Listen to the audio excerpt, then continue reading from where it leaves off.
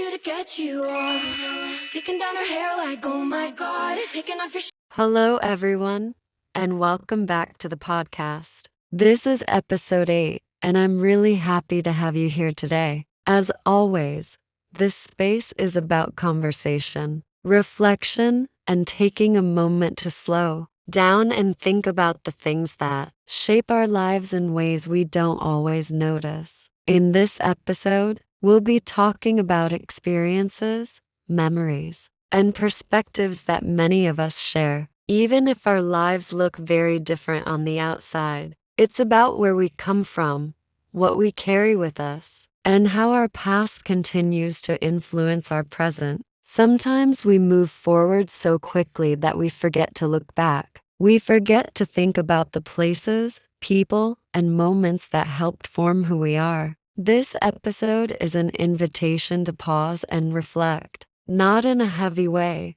but in a calm and thoughtful one. We'll touch on everyday life, personal stories, and the small details that often get overlooked. Nothing too specific, nothing too technical, just honest conversation and reflection. The kind of topics that feel familiar, but still make you think. This episode isn't about giving answers or lessons. It's about sharing thoughts, noticing patterns, and creating space for different experiences and viewpoints. Everyone listening will bring their own meaning to what's discussed, and that's exactly the point. As always, you don't need to agree with everything you hear. You don't even need to have clear opinions. You can just listen, reflect, and take whatever feels useful or comforting to you. So whether you're listening while walking, driving, studying, or just taking a break, I'm glad you chose to spend this time here. Let's take a deep breath,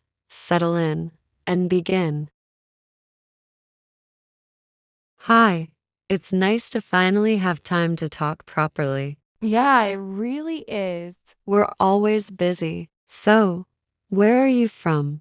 I'm from Frankfurt in Western Germany. What about you? I'm from Manchester, in the north of England. Oh, that's interesting. I've heard of Manchester, especially because of football and music. Yes, football is a big part of life there, and music is too. What is Frankfurt like? Frankfurt is a very international city. It's known as the financial center of Germany, and many people from different countries live and work there. It feels modern and fast-paced. Manchester is quite different in some ways. It has a strong industrial past and a very strong local identity. It used to be famous for factories and cotton mills. Frankfurt also has an interesting mix of old and new. You can see modern skyscrapers right next to historic buildings, which gives the city a unique look. That sounds really interesting. Manchester has old industrial buildings too, but many of them have been turned into apartments, offices, or cultural spaces.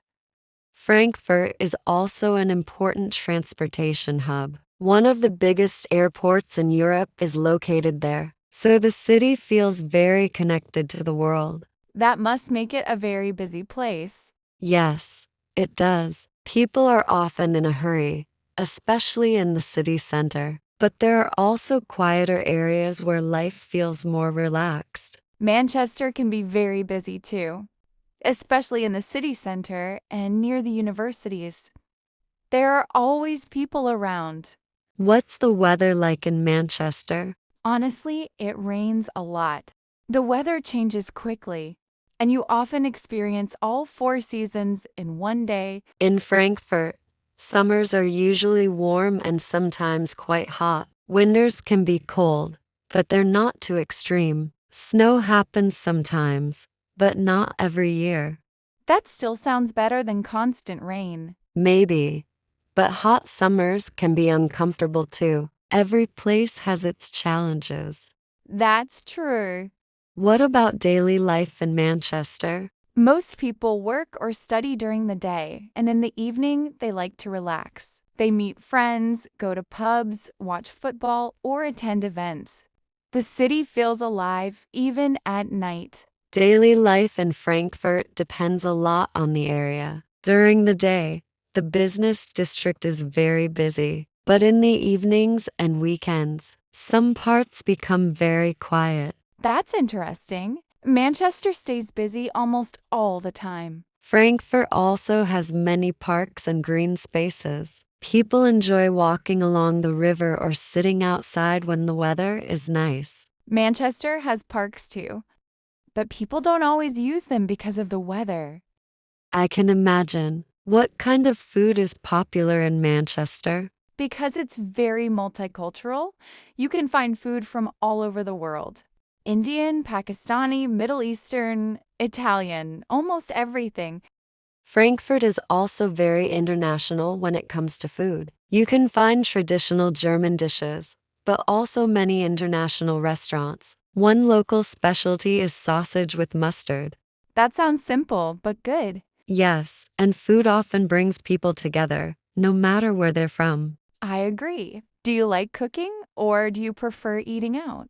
I enjoy cooking sometimes, but because Frankfurt has so many restaurants, I often eat out. What about you? I like cooking at home, but going out with friends is always nice.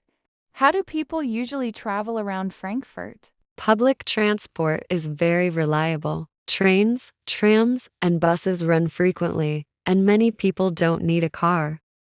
Manchester also has buses, trams, and trains, but there can be delays, especially during rush hour. That can be frustrating when you're in a hurry. Yes, but you learn to plan extra time. Are there any famous places to visit in Frankfurt? Yes, the Old Town area, museums along the river, and the skyline are very popular. Many visitors are surprised by how modern the city looks. In Manchester, football stadiums are probably the most famous places. But there are also museums, galleries, and shopping streets. Do you feel connected to your hometown? Very much. Even when I travel, Manchester always feels like home. The accent, the people, and the atmosphere feel familiar. I feel the same about Frankfurt. My family is there, and many of my memories are connected to the city. Has your hometown changed a lot over the years? Yes, Manchester has changed a lot. There are many new buildings, more businesses, and more international visitors. Frankfurt has also grown and become even more international. But it tries to keep a balance between business life and everyday life. What do you think is the best thing about your hometown? The people and the energy of the city. The worst thing is probably the weather. For Frankfurt, the best thing is the opportunities and international atmosphere. The worst thing is that it can be expensive and stressful. Would you like to live somewhere else in the future? Maybe for a while just to experience something new. But I think I would return to Manchester one day. I feel the same. No matter where I go, Frankfurt will always feel like home. It's interesting how hometowns shape who we are, even when we don't realize it. Yes, they really do. And those influences stay with us wherever we go.